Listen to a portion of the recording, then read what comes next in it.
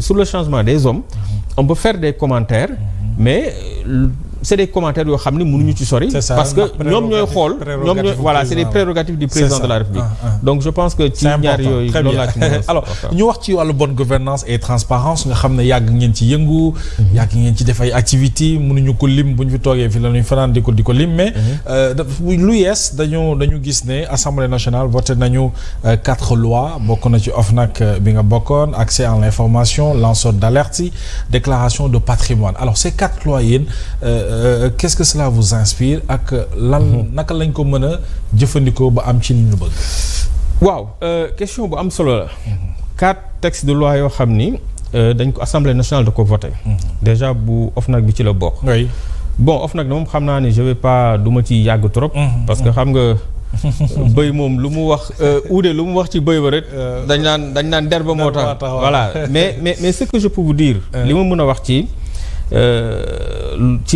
OFNAC. ci changement yi fa am. je sais que la loi de 2024 bi ñu abrogé pour man jàpp naa que ni dans l'histoire du Sénégal mënuñu am texte de loi bu gën boobu. en matière de prévention et de lutte contre la corruption. parce que bi ñuy def la loi de 2024. bi ñuy def la loi de 2024. bi modifier la loi de 2012 bi créé woon OFNAC. tëbuñu tëb rek def ko. on avait fait du benchmarking. oui dañu tukki dem ci réew yi nga xam ni. maanaam corruption nañ koy xeexee dafa jéggi dayoo. gis ci seen texte de loi yi ñoom naka la ñu def ba mun a am zéro corruption ci seen i réew. ñu inspiré wu ci texte yooyu. moo taxoon ñu modifier la loi de 2012 am la loi de 2024 pour man au Sénégal. y a pas mieux texte que ça maintenant nag bon. et puis pour vous dire que y a pas meilleur texte que ça. parce que bu ngeen fàttali ko au mois de janvier dernier l'État du Sénégal a été retiré de la liste grise du GAFI. oui GAFI c'est le groupe d'action financier. ñuy saytu lépp loo xam ni dafa jëm ci mbirum corruption réew yi nga xam ni parfois bu fa blanchiment de capitaux bare wala corruption GAFI moo lay épinglé ñun on était dans la liste grise.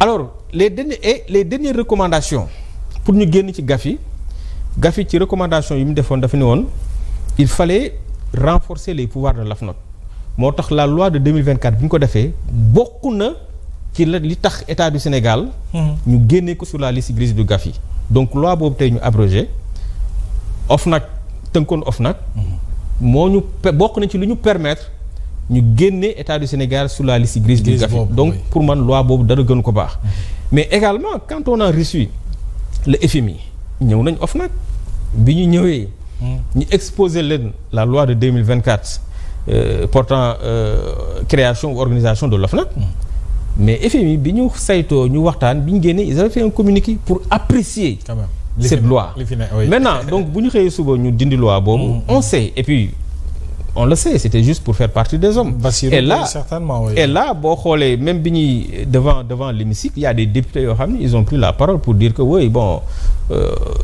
nous prenons notre responsabilité voilà on voulait juste faire partie des hommes donc loolu moo tax ñu jële woon fii la loi maintenant on comprend xam nga amuñu ci benn problème parce que li tax amuñu ci problème mooy xam nga le président de la République moom mooy définir la politique de cette nation moom mooy xool Mohamed ñi mu bëgg liggéeyal mu liggéey ak ñoom tout à fait alors il y avait un régime qui était là moo fi nekkoon am si ña nekkoon OFNAC les membres confiance le président nommé leen maintenant s'il y a un changement de régime et que le nouveau régime estime que ñii mënuma liggéey ak ñoom c'est tout à fait normal que ñu indi ay changements jële leen fii loolu c'est très normal et puis surtout que sax comme j'ai l'habitude de le dire am na si ñoo xam ni comme sama genre gi ñun on aime challenger parce que foo def 5 ans 6 ans il est bien également nga dem xool leneen parce que ñun on est des voilà on peut travailler à l'international il y a beaucoup de défis qui nous attendent donc nous avons fait notre temps là-bas voilà maintenant il faut savoir partir quand il est temps l'essentiel que mooy bañ fa nekkee lañ waroon def nañ ko loolu c'est l'OFNAC maintenant sous les autres projets accès à l'information c'est excellent on apprécie parce que l'accès à l'information je pense que déjà même les directives de l'UEMOA daf ko yàgg fësal daf ko yàgg imposer donc ñun également yàgg nañu xeex pour que parce que boo bëggee am si nous voulons que la transparence soit de mise dans ce pays. Mais l'accès à l'information loolu moom elle est en fait c'est fondamental. Oui. Les lanceurs d'alerte également. Oui. On apprécie. Maintenant boo xoolee bi ñu defee ces quatre projets de loi. boo voté ko. man le lendemain j'avais fait un texte. Wow. Pour dire au président de la République d'accord on applaudit parce que lépp loo xam ni dafay laale ci transparence ci bonne gouvernance ñun on vous soutient. Parce que man j'ai côtoyé ces questions-là liggéey naa ci xam naa transparence ak bonne gouvernance fan la mën a yóbbu réew ma tàccu ma ni ko on est d'accord.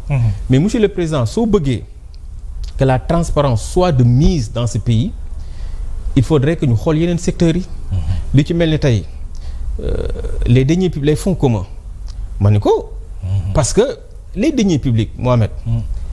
Le code de transparence dans la gestion des finances publiques bi nga xam ne c'est une directive de l'UEMOA. ñu ratifié ko dugal ko suñu constitution dafa ni lépp loo xam ne deniers publics la xaalisu askan bi la dañu war a xam fan lay dugg. Tout à fait nan lañ ko utiliser ak fan la jaar. Ça c'est les directives de l'UEMOA boo xam ne dañ ko intégrer ci suñu préambule constitution et defal ko loi. ma ne ko maintenant ñun. En tant que Sénégalais, il y a des citoyens yoo xam ni mais les fonds politiques les caisses noires ni ñu koy utiliser ñun xamuñu nan la. Donc aujourd'hui il faudrait que ni nga defee réforme ci yenn secteurs yi parce que bu dee da nga bëgg transparence ñu jëmal ko ci réew mi. Il faut commencer par les fonds communs yi nga xam ni. Les fonds politiques. Les caisses noires yi nga xam ni c'est des milliards. te ñenn ci institutions yi am ko présidence am ko primature am ko assemblée nationale am ko à coup de milliards. ñu koy utiliser te parce que Ousmane le premier ministre Ousmane Sonko il avait dit. Bien sûr boo liiree livre bi solution. am na passage bi mu waxee que ni que buñ mënuñu nekk ci réew moo xam ni. Le président de l'Assemblée nationale day gérer ay milliards fonds communs président de la République primature ça c'est scandaleux c'était même le terme qu'il avait utilisé. Donc ñoom bu ñu ñëwee gis que ni jusqu'à présent amul benn réglementation. Benn traçabilité benn mécanisme de contrôle boo xam ne exercer nañ ko ci fonds yooyu ça pose problème. moo tax ñu ni ma ni ko il faudrait que ñu xool ces caisses noires là naka la ñuy def ba dërëm yooyu di ci dugg. ñu mën ko contrôler. muy contribuable sénégalais aussi. et puis ils ont le droit de savoir. fan la xaalis bi di jëm et puis loolu lañ koy jëfandikoo. Mohamed xam nga su may xayma. su may misaal. Les caisses noires. dama les deniers publics. ne alalu askan bi la. benn jour dama ci waxtaan ak sama benn xarit ma ne ko xaalisu Jakarta man bi ci la bokk. ma ne ko xaalisu mécanicien bi nekk défoncé. ci la bokk. ma ne ko xaalisu marchand ambulant bi nekk Sandaga ci fonds comme ci caisse noire bi les deniers publics ci la bokk. bi ma ne ko nag même les marchands commerçants yi nekk marché Ocass dafa rey quoi. waaw man ko non da nga koy caricaturer. pour wane que ni xaalisu askan bi la. donc boo jëlee ay milliards. nga jox ko un président de la République ne ko c'est des fonds politiques wala caisse noire. nga joxal ko primature Ousmane Sonko defal ko ki nga xam ne tey moom mooy le président de l'Assemblée nationale. Mais alal jooju il faudrait que ñoom ñu wax ñu. fan lañ ko dugal fan la jaar. moo tax ñu ni ko président il faut ñu réglementer ko. bu dee mënu leen ko supprimer parce que ñoom loolu lañ doon wax. bu dee mënu leen ko supprimer. da ngeen fexe ba les caisses noires là nga xam ne c'est des centaines de millions. muy xaalisu baykat bi xaalisu uude ba nekk Ngaay xaalisu commerçant ba nekk Sandaga ka nekk marché Ocass ka nekk défoncé mu nekk seen alal il faut nga wax leen. xaalis boobu nan nga ko utiliser. soit ñu permettre ñun ñu ci am accès di xam ngeen di rendre compte par des rapports wala boog. Cour des comptes ñëw seen caisse noire yooyu mu di ko saytu. Ah oui loolu je pense que benn la ci aspect bi beneen bi. ma ni ko tey monsieur le président parlons de la CDC. Mohamed parlons de la caisse de dépôt et de consignation. Oui. Mais li Sénégalais yi xamul moo tax il faudrait que Sénégalais yi ñu commencer am habitude avec l'accès à l'information. di dem ci yenn boîtes yi ci yenn instances yi ci yenn entités yi ci yenn autorités administratives yi di gëstu. Aujourd'hui la caisse de dépôt et de consignation mais c'est une manne financière c'est des centaines de millions la ñuy gérer. Mais aujourd'hui Mohamed ñun les citoyens ban mécanisme de contrôle lañ am. pour xam CDC la caisse de dépôt et de consignation xaalis boobu naka la koy doxalee. boo xoolee seen la loi de 2017 bi modifié bu abrogé la loi de 2006 bu créé la caisse de dépôt et de consignation. Article 26 danaan la juste la caisse de dépôt et de consignation présente chaque année un rapport sur les activités, sur la gestion financière et de ses activités mais rapport boobu kan lañ koy présenter. xamuñu rapport boobu ndax c'est décidé au public man boobu mosuma ko gis. nga plus loin cette même loi de 2017 à travers l'article 29 te dit que la CDC également présente chaque année un rapport sur la situation matérielle et sur la direction morale présentée à l'Assemblée nationale mais Assemblée nationale jusqu'à présent boo ko fa yóbboo ñoom est-ce qu'après dañuy communiquer pour que askan bi xam CDC xaalis ba fay dem nan la ko utiliser et mieux pire encore chaque année chaque exercice CDC ci résultats yi nga xam ne daf koy def am na benn fraction boo xam ni bon c'est vrai que mënut a dépasser les deux tiers. Oui. Mais ci résultats yi CDC di def am na ci loo xam ne da koy jébal état du Sénégal une fraction.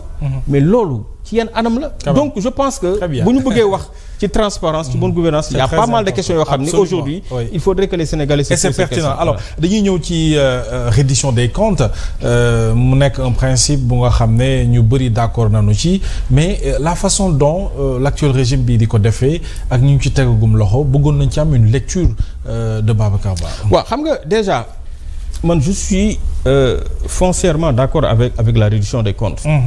Parce que maa ngi fàttaliku bi may def sam formation au niveau de l'académie égyptienne de lutte contre la corruption. ma doon def benn certificat sur la prévention et la lutte contre la corruption règle yi ñuy njëkk a jàngal pour que ñu mën a xayma pour que ñu mën a xeex corruption xeex jëmmal transparence mën a def reddition des comptes dañ naan la il faudrait que nga am ñaari mécanisme yoo xam ni yu mënul ñàkk mooy nga am benn cadre institutionnel am ay corps de contrôle ay organes de contrôle ay texte de loi yoo xam ni dina déjà définir fa lañ bëgg a jëmale mbir mi mais aussi beneen bi ci gën a am solo mooy nga am ay juridiction yoo xam ni répondre nañ les critères pour mën a exactement pour mën a def seen liggéey loolu su ma ci waxee déjà maa ngi parce que au niveau de la haute cour de justice on a vu il y a d'anciens ministres yoo xam ne xam naa bu ñëwee ci justice loolu dina ñëw ci dossier yoo xam ne yóbbu nañ leen fa mais tey la haute cour de justice c'est-à-dire ne répond pas aux critères yi nga xam ne tey ci lañ mën a sukkandiku pour mën a wax que ni telle ou telle personne am na un procès qui est juste et équitable parce que au niveau de la haute cour de justice le principe du double degré de juridiction nekku fa tey